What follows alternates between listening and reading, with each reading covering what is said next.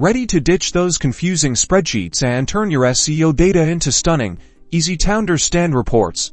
First, make sure your SEO data is neatly organized in a Google Sheet. Each column should represent a specific metric, like keywords, rankings, organic traffic, or conversions. This structured data is the foundation for your report. Now, head over to Looker Studio and create a new, blank report. To connect your Google Sheet, click the Add Data button. In the Data Source Selection panel, scroll down and choose Google Sheets as your connector. You'll likely be prompted to authorize Looker Studio to access your Google account. Grant the necessary permissions to proceed. Now you will see a list of your Google Sheets. Find the sheet containing your SEO data and select it. Make sure the Use First Row as Headers option is checked so Looker Studio correctly identifies your column names. Also, consider checking Include Hidden and Filtered Cells if you need that data in your report. Once you've configured these settings, click the blue Add button in the bottom right corner. And just like that, your Google Sheet is now connected to Looker Studio.